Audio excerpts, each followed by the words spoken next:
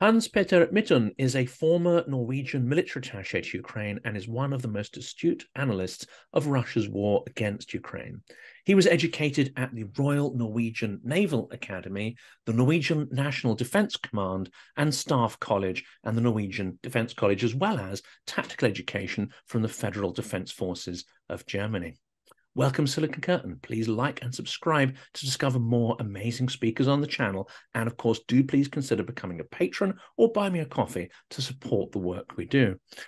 Hans, I'm delighted to welcome you back to the channel for the second time. Thank you so much, Jonathan, for having me. It's a pleasure being in this format with you. And we were just sort of aligning on topics and what's new that we can dig into. And I think one of the most interesting ones is what you've been writing about extensively right from the start of the full-scale war, and that is the potential ripple effects of not dealing with Russia.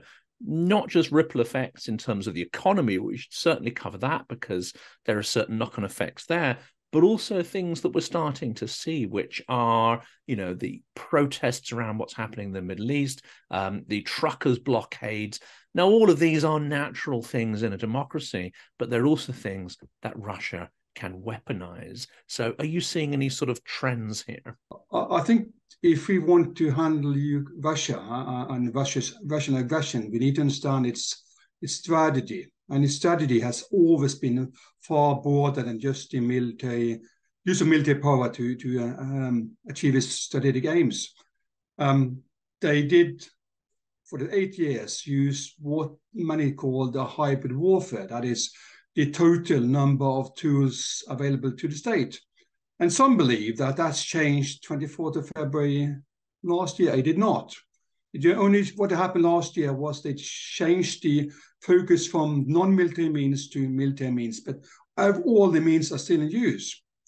And the reason I do this is, of course, that the impact is so much broader.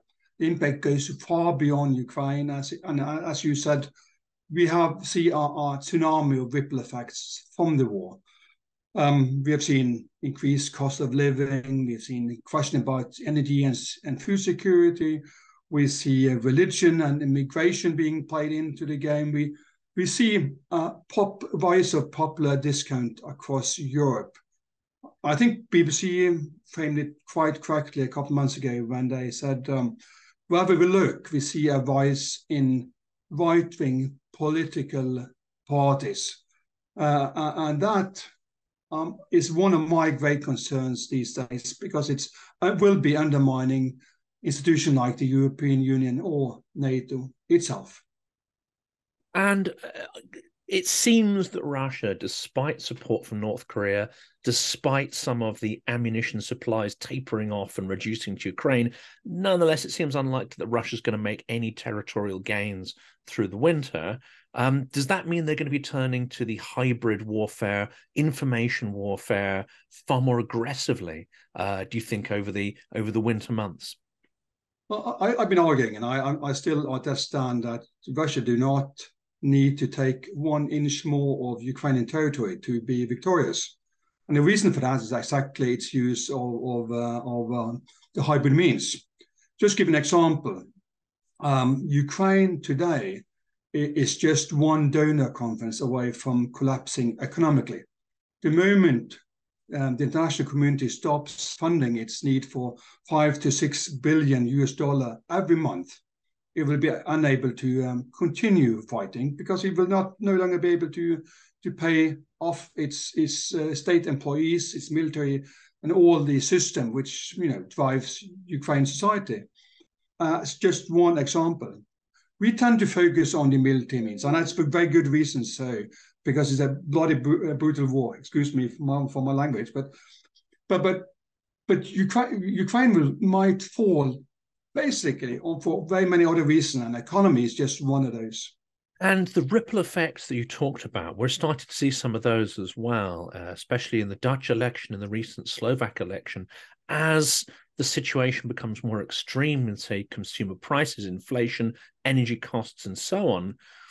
There is a tendency for people to turn to simple solutions are usually peddled by people with slightly more, let's say, extreme points of view, those who will leverage nationalist sentiment as well. We're seeing that in very starkly in the election in the Netherlands that's just completed.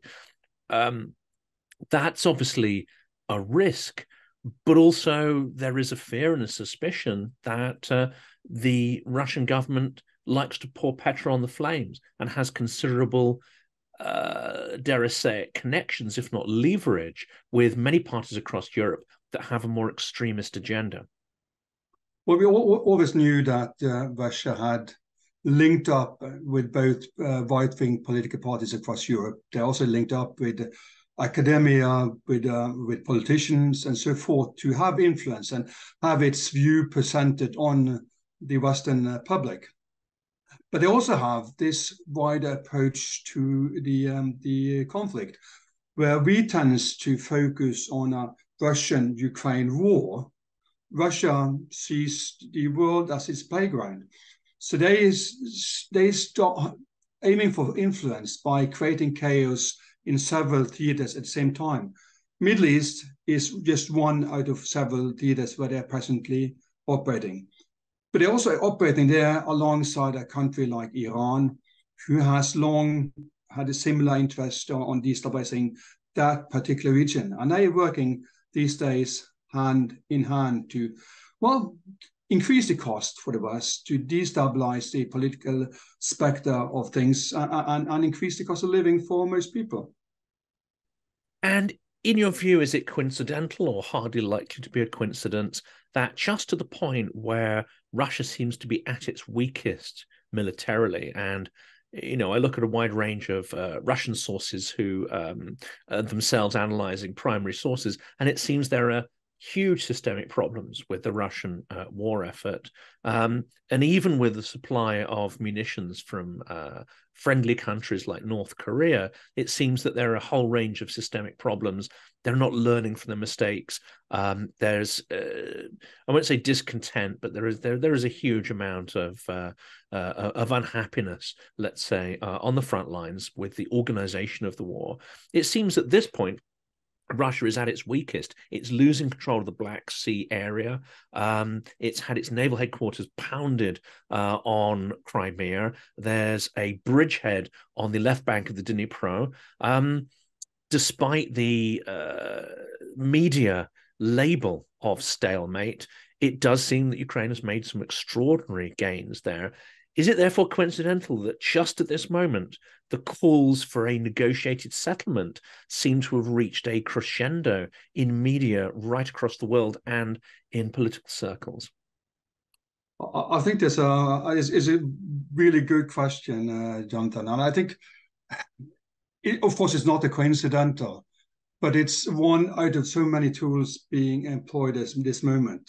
We have to remember that from the very start of the war, nearly 10 years ago, they played the diplomatic card. They've always been trying to create this belief that peace is possible within political means. Never achieved it, and we can see from the G20 meeting just yesterday that again Russia presented this idea that they are not opposed to any negotiations. And did not mention, of course, that their preconditions for doing just that is so horrendous that Ukraine by no chance can afford them. But these are just some of the means that they use to prolong the war, because at the end of the day, most analytics would agree that a protracted war serves Russia far better than anyone else. They see that the West have problem on ramping up their production of defense systems like ammunitions to Ukraine. They see that still a couple of years into the future, they are themselves mobilizing the defense industry to outlast both Ukraine and the West. So they see this struggle we struggle with the focus, we struggle with the defense production, and we struggle with the political support and unity to support Ukraine. There seems to be this belief amongst some people in the possibility of a negotiated settlement. Now, any Ukrainian you speak to, unless they're an agent of the Kremlin or has lived within the propagandist bubble, are going to look at that with extreme cynicism.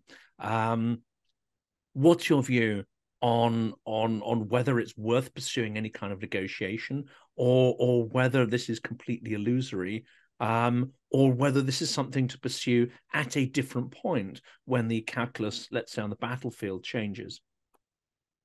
I think 10 years of war has shown us that this war cannot be achieved by political means, except one, and I'll come back to that. But because Russia has not lived up to any of its commitment for 10 years. The simple fact is that this war would end the moment Russia decided to withdraw, and there's no such decision, there's no willingness from Russia to negotiate on the terms of the President Zelensky's peace plan, 10 points plan. There's no basis to believe that peace would be possible. But you touch into this aspect of Russian military might and a lack of progress on the battlefield. What they would be interested in, of course, is freezing the conflict, keeping the occupied territories, because that will allow them to both take the strategic pause to revamp their military, rebuild it based on the lessons learned made in Ukraine, and then when time is ripe to launch the next offensive. Because we need to recognize one crucial thing, and that is, 10 years into the war, the West has not yet fully committed to the fact that this is in fact a confrontation with the West. We have not ramped up production in defense means in time. We have not started the rebuilding of its armed forces, any serious matters. So us achieving a sort of a peace or a temporary peace, that which allow Russia to expose our inherent belief in a political peace, a political solution where there are none. There will be non-political solution except one. And that's what I promise you. And that is, I've been writing recently about NATO's future, its lack of deterrence, and Ukraine's direction into NATO. I would say the only political solution I could find that could possibly force Russia to step back is to make Ukraine a member of NATO. Not today, but in a month or so. Give Russia sufficient time to step back, reassess the strategic environment, and with that appraisal in mind, probably coming to the conclusion that when it struggles with one, it will struggle against 32. And that, of course, would be a great development, but trying to get into Putin's mindset, he might just see that as a piece of paper. That doesn't demonstrate to him the will to enforce it, the will to enforce red lines. So would it have to be backed up or perhaps even preceded by a number of steps, which could, for instance, include the imposition of a no-fly zone over those territories that are fully controlled by Ukraine? You're absolutely right. We are facing an uphill battle to convince Russia that we means business. And we have to bear in mind that one of the reasons NATO was such a successful alliance during the Cold War was that we responded to every military provocation by the Soviet Union. After the fall of the Soviet Union, we stopped doing that. And since, as we've seen since the Munich conference in 2007, we have barely responded to any violation of international law at all. So in the case of Russia, we come forward as weak and not believable when we say we will use military force, even on NATO terms. So you're right, we need to back up a decision with that, like, preparing to conduct that war that will result in if Russia continued fighting Ukraine after Ukraine became a NATO member. That means preparing the forces. You need to move them forward. You need to, do the training exercises and force integration training you would need to do in advance of that. So you cannot just be a statement. You need to have military action in preparation. That might force Russia to sit up and listen finally. And this comes to quite a problematic area, and I've become increasingly cynical about this, and many people have tried to assure me that no, this is not the case.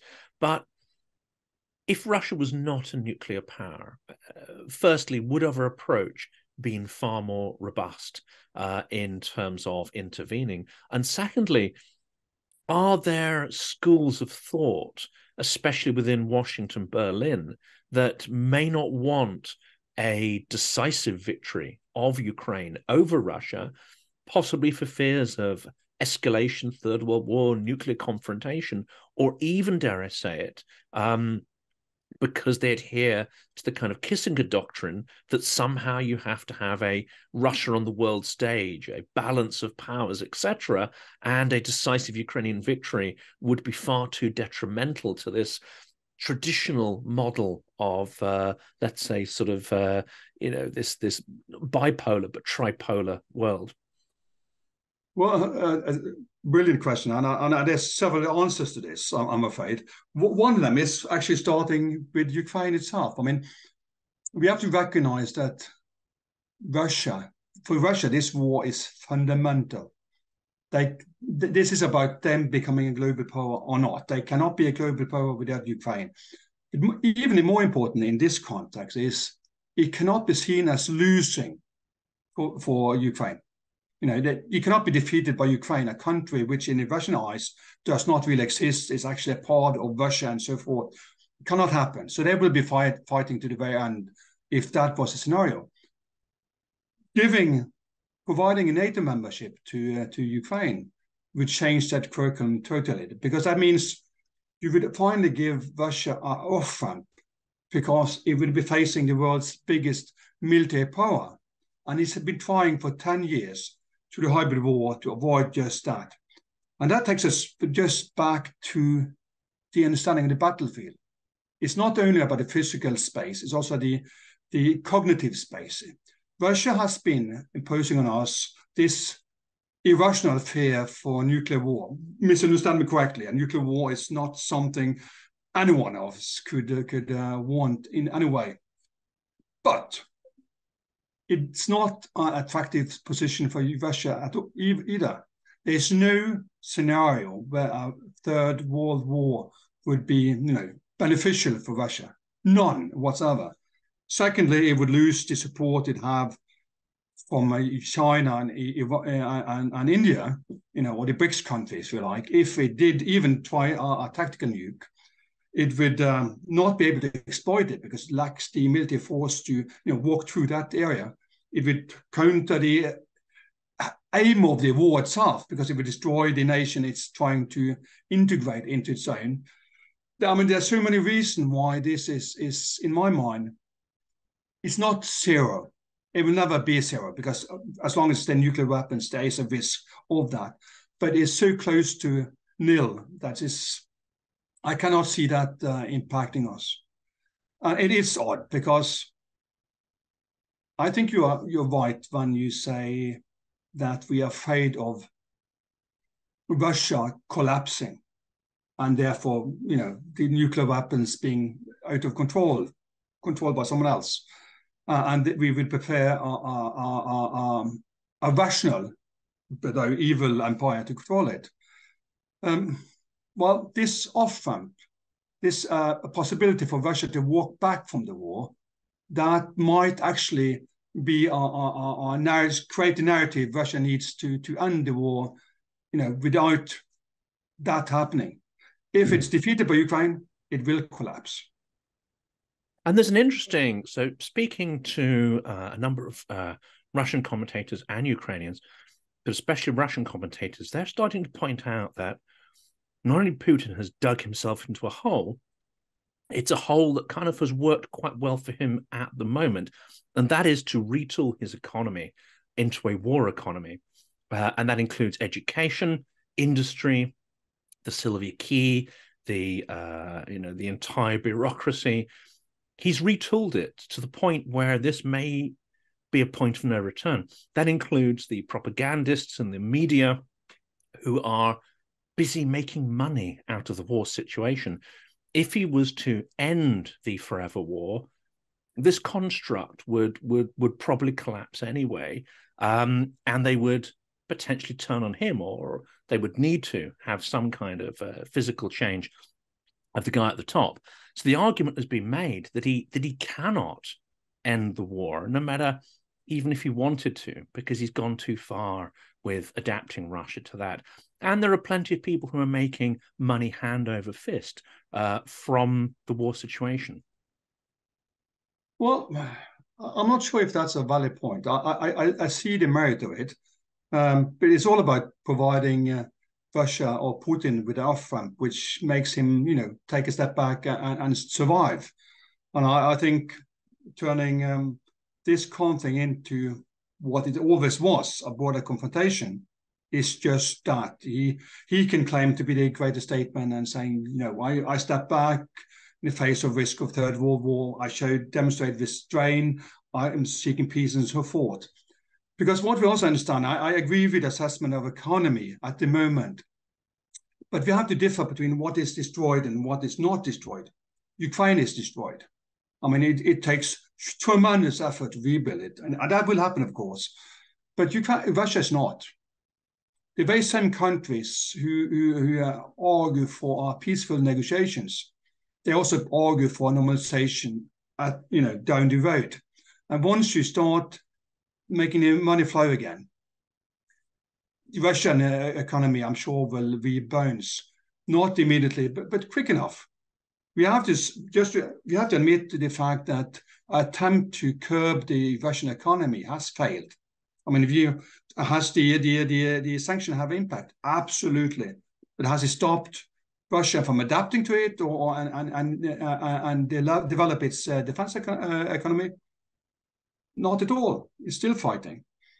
So I think it's just a matter of time of normalization. How long time that will take, I have absolutely no clue. But it's bound to happen once war fighting stops, and Russia is there, will always be there. So there will be a sort of normalization over time. Not yet. And that's interesting because, yes, other commentators have said, well, he's a dictator. He can say whatever story he likes, whether he wins or loses. He can sort of write the history, as it were, around it, at least in terms of Russia. Now, in terms of us incrementally supplying weapons, slow walking the supply of weapons, Putin seems to be vindicated in that he thought this is what would always happen, that we wouldn't have the will to follow it up. He always believed that eventually Western unity would start to crumble and that governments change. And whereas at the start of the war, most governments are fully supportive of Ukraine, I think he's always been in the belief that that situation would start to change and the united edifice against Russia would come apart. That does seem to be unfolding. By slow walking weapons, we've also allowed Russia to, over the summer, build a huge defensive lines on the occupied territories. And if you look at the figures, from what you just said about sanctions, Russia did have a huge hit on oil revenues, but that seems to actually have been recovering incredibly rapidly over the last couple of months, to the point where they are once again getting huge income from oil revenues to power their war machine. We've let this happen to an extent, haven't we? I think we touched into this last time we talked. One of the problems we are facing is, it's hard to say a problem, but we had 3 decades of peace in a time. And in that process, politicians, media, or agencies lost a vocabulary, the ability to discuss in a meaningful manner defense and security. As a consequence, we build down our armed forces. We did not fulfill, very few have fulfilled the requirement for 2% of GDP to defense for decades. And as a consequence, we stand very bare and incapable of meeting a full-scale war in Europe. Still, and I think that goes to this. I'm not sure if the willingness to support Ukraine is falling, because as I said earlier, we see increasing number of states, heads of states and heads of international organizations coming out saying that this war is by far more fundamental for European security than we ever believed. Borrell said just weeks ago that if Ukraine loses, we loses, stating that the next couple of months will be crucial for European security. I think he's right. But because he failed to understand the strategic environment to the same degree as Russia, we have failed to prepare for it. Someone said, if you want peace, you prepare for war. Well, we prepared for peace. And as a consequence, I wrote even 1.5 years ago that we are slowly running out of equipment and weapons we can provide Ukraine. So it's not lack of will, but probably more crucially, lack of capability. And that should be a great concern for all of us. And there are other things we seem to have turned a blind eye to, and that is, I mean, Russia uses this concept of BRICS as if it was an alternative world order, as if it was an alternative structure, legal structure. We know, however, from how Russia operates, that actually it's a world disorder. It's an order based on power and spheres of influence, not on rule of law, where they thrive most. And in sub-Saharan Africa, there have been multiple coups, with Wagner and Russia implicated in many of them. We see Russia active in Syria. We see the terrible events in the Middle East. And of course, there is a dotted line from Russia via Iran to Hamas. Are we really not joining the dots here and seeing this as a concerted attempt of Russia to exert influence around the world and squeeze Western influence out? I think we're slowly realizing it, and I think we really study the concept from 2022, the NATO concept. They are more or less saying just that. The problem is how you're organized, if you like, and this mental preparedness for war, and defend not the territory, but the values and principles which are a crucial part of being a sovereign state. We tend to focus on one conflict at a time. We focus on Russia, Ukraine, not seeing that or denying to recognize this as a border confrontation. And we see the situation in Israel and Palestine as a similar sense, focusing on just that, one simple solution time, whereas Russia uses all of these events to create the chaos it needs to gain influence. They see this much broader. They play a bigger game than we are capable of handling. Just recently in Norway, there was a discussion about what happens if we forget about the war in Ukraine. And I think the question itself is so odd, because it's like asking, well, what happens if you forget that you're terminal ill? Because that's how crucial it is. You can't forget a war in Europe, which undermines the security and stability. So even framing it means that you don't quite understand what's at stake. This has echoes of, moving the deck chairs on the Titanic, doesn't it? It does indeed. And it's sort of frustrating, because the writing is on the wall. It's straight ahead of us. But I still meet academics in Norway claiming that, this is, I'm mistaken, they say, that when I claim that this is a border confrontation. Never mind the fact that Russia says it, the Ukraine says it, and the fact that the European Union says it. I'm still mistaken, apparently, because they prefer to discuss this as one isolated case. And that doesn't work. I used an analogy some time ago. I said, because we're so happy when we solve one problem. I'm a naval officer. Just imagine a scenario of a ship, vessel having 12 different holes in its hull, taking water from 12 different places. Well, if you manage to solve one of those, that's success, right? Except that you're still taking in water from 11 others. And that's sort of the problem we are facing. We are solving one problem at a time, not managing to fix all simultaneously. And let's ask the question about, from the naval perspective, because this has been an extraordinary war. Ukraine does not have a navy since 2014 and loss of significant ships.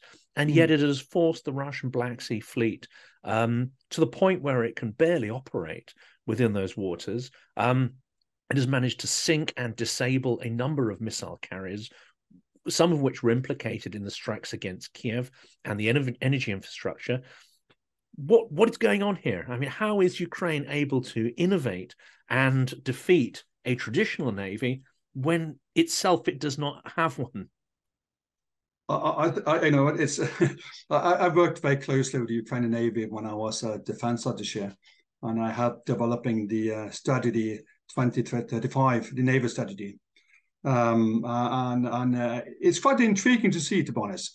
But it goes into this perception of this war and how it's fought in a sense. First of all, we have to recognize Ukraine is by far more innovative than most European countries. It's a tremendous IT industry. They are way ahead of most of us on when it comes to drone warfare. And that's what's evolving. We see a drone warfare taking precedence over conventional means. And that's, as you said, clearly demonstrated at the maritime domain with the sea babies. It's extraordinary what they have achieved. They have sunk, destroyed 23 warships, submarines, one submarine, 22 vessels in different sizes and shapes, if you like. And they have effectively done sea control or denied Russia sea control. They conducted what we call in naval terms sea denial operations, which means the enemy is not free to use the maritime domain to its advantage. But that said, that does not give Ukraine the possibility to use the same domain. It has opened the sea lane again. They have started import and export by sea, but that's still at peril of Russian maritime power. And we're not talking only about Black Sea Fleet, but also its maritime and aviation. We see mine threats, we see ships being hit, we see ports being destroyed.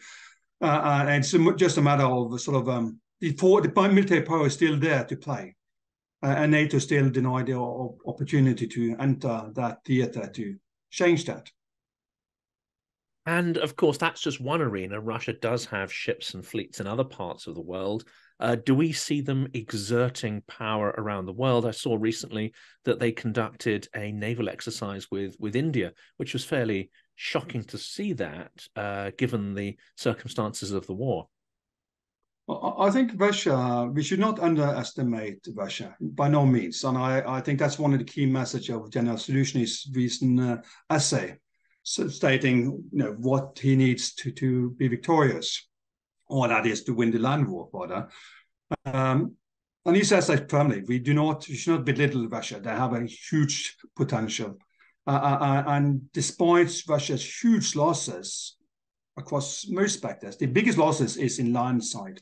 The Air Force is more or less intact. The Navy, well, it has been damaged, but it's by no means out of service. I think what's crucial for us to realize is what's happening in Black Sea when NATO stops enforcing this universal freedom of navigation in the Black Sea. It has impact on its ability to influence the same in the South China Sea, or for our heart, close to our hearts, in the Arctic. And as a Brit, you remember the incident with HMS Defender, the southwest part of Crimea, when it passed through international recognized canals and being chased by the Russian Air Force. Well, the policy Russia used during that episode alone is exactly what is laid down as for premises for navigating the northern sea routes. So what we see in Black Sea is also reflected in other theaters, including one very close to NATO. And of course, fundamentally, Russia is a land empire, and a lot of its military forces projected across land. If we grant Putin a win or a victory, however he manages to spin that, and of course, I think fundamentally we're talking about a frozen conflict here, frozen lines of contact. This also, a resurgent Putin, able to start rearming, is also able to exert force in his ex-Soviet sphere when it comes to Central Asia, Georgia, Armenia, Kazakhstan. We've seen a lot of these countries start to pull away from Moscow's influence at this point where it's weakened. But a resurgent Putin, once the guns stop firing on the Ukrainian front, may well turn his ambitions and anger south towards those countries that are trying to reject Russian coercion and influence. How understood is that? Is that calculus even going on in people's minds, that by solving one war, they may actually trigger numerous others? But I think that we don't have to go that far afield to sort of have a proper understanding of the problem, because you will hear most Eastern European and NATO members making exact same claim. This goes to the whole question about NATO so-called expansion eastward. It's not an eastward expansion. It was former members of the Soviet Union or Warsaw Pact who, given the chance, knowing Russia and out of fear of Russian imperialism, they choose to join the Western Alliance, to be protected against Russia. And they have proven right to what we've seen in Georgia and what we've seen in Ukraine, of course. But it also goes to this issue about what is this war all about, in fact? Is this a Ukraine-Russia war? If it's a Ukraine-Russia war only, well, then in a sense, we shouldn't be worried, I'm saying. But it's not. I mean, it's all about Russia wanting to be a great power in the same level as China and US.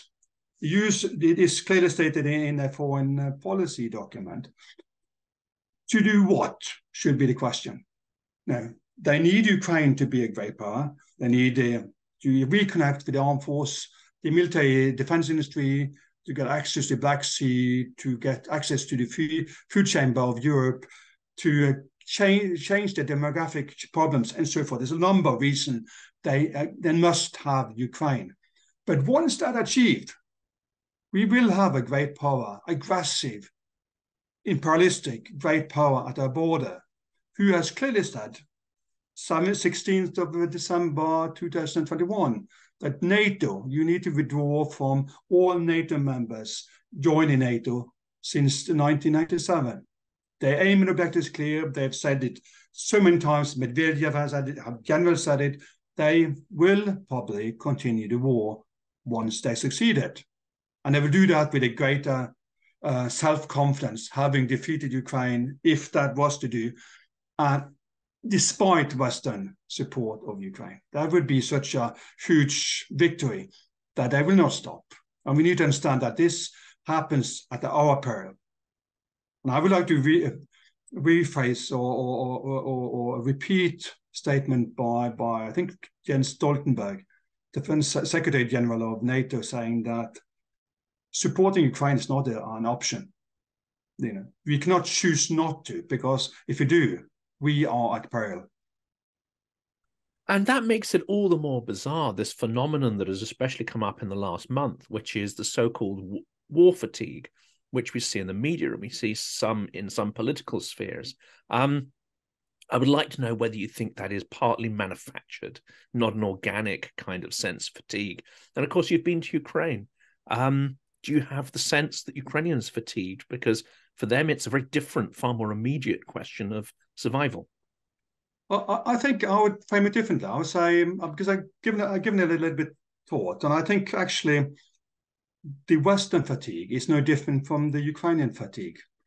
The only difference is that Ukraine knows that they cannot choose away, the war. They have to act upon it. They have no choice but continue fighting. Unless they do, if they stop fighting, they will cease to exist.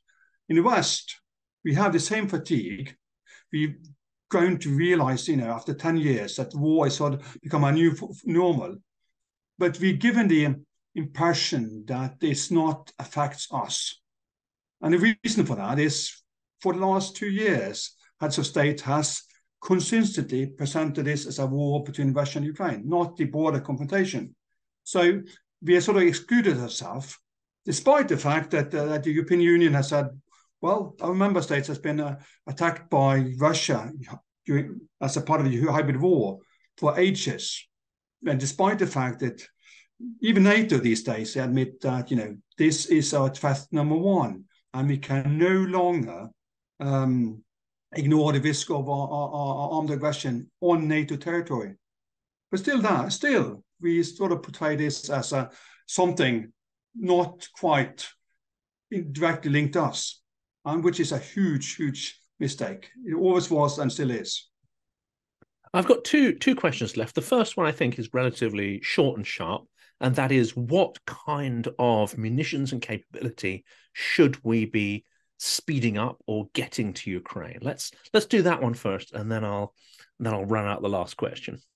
If I should pick one, I think the one party who managed to fight the drone warfare the best, most efficiently, will win. And I think with Western technology, we should aim on enabling Ukraine to do that.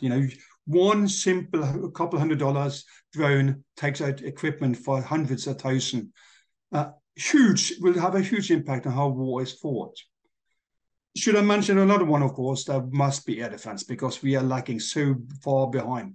As you notice, the announcements made these days are, for systems being delivered in 2 years, in 2025. So we are ridiculous short on air defense, and that has impact on also, of course, the drone warfare. But that would be my sort of two main priorities. And do you think, there's no single system that is a game changer as such, but they have ATACMS cluster munitions, but not the longer 300-kilometer range ones. Would Taurus and ATACMS in higher volumes and with those additional capabilities provide an advantage at this point? I think, and this is one of the reasons this slow and incremental support is a problem, because we do provide systems slowly and incremental. Russia is able to analyze the effect and find countermeasures against them, instead of being faced with all range and the full scope of Western technology at the same time. So we're giving them a fantastic advantage as we sort of are arming Ukraine and helping them defend the country. I'm sure that with long-range ATACMS and long-range cruise missiles, Russia will slowly adapt to that as well. It's very hard to see that this will decisively change the military balance. The only way you can change the military balance, and we know this because it happened during the First and Second World War, is you brought in other nations on your side. Therefore, by mass and technology, you change that. And that might help, convince Putin and Russia that, they did the best, but maybe a political solution is better than the collapse of the Russian Federation. Mm-hmm. And I have to end on this note that we have to remember just the weeks and months prior to the full-scale war, there was a number of Russian generals doing exactly that warning. If you fight the West, the basis for the Russian Federation stands at risk. And they know this. And they won't risk that. That's another comment that many Russian commentators have made, is that the minute Russia is at any kind of risk, they will pull back to preserve the internal system. And this has been talked about, almost immediately after the full-scale war. The last question, I think, is a really problematic one. It's one I find quite distasteful, that I can see why certain people to discuss it in these terms. But I was in an event where there were a number of, let's say, sort of lawyers, diplomats, those sort of people. And the topic came up of what Ukrainians define as victory. And at the moment, for Ukrainians, it's return of their territories, it's peace, security, and justice for the victims. And the human rights lawyer who was leading the event said that at some point, and he said Ukrainians are not realistic, at some point you'll be forced to trade peace for justice. At the moment, Ukrainians, it seems to me, are not in that space to even contemplate such a question. What is your view on that equation? Is it relevant, or does it limit our thinking, and does it limit our actions, in fact? I think the problem we start discussing this term, and we've done that for quite a long time with different sort of angles to it, is we fuel Putin's passion for war, his willingness to continue to fight, because this is, again, remembering the battle space. This is, first of all, a battle in the cognitive space and then on the physical space. And he has gained the upper hand in how we respond to the threat of war and all this, what that encompasses. I also think it's tasteless, because that means we leave millions of Ukrainians to become a part of the genocide which we see Russia is enforcing on Ukraine. What happened in Bucha and in Mariupol, Izum, and so many other places is no coincidence. We see reports on filtration camps and concentration camps and people being displaced, people disappearing. And we cannot, with good conscience, leave those people behind. And lastly, as we discussed already, if we not give peace, if we just give a temporary relief and allow Russia to rearm and continue, because they cannot give up. If they do give up, their great power status dies. They play the cards, they well know what they want, and they can therefore not stop. But they will use every means to make us believe that peace is possible without a military solution. Not possible, unless you make Ukraine a NATO member. Well, Hans, it's been illuminating speaking to you. It's also very encouraging as well to hear, I would say, someone with backbone, and hopefully your views are listened to and acted upon. Thank you so much for your generosity in providing your time once again. I know the audience is going to appreciate it. And yes, let's hope that some of these insights are really taken to heart by our decision makers. Thank you. Thank you so very much, Jonathan. It's a pleasure being here. Thank you for fantastic questions.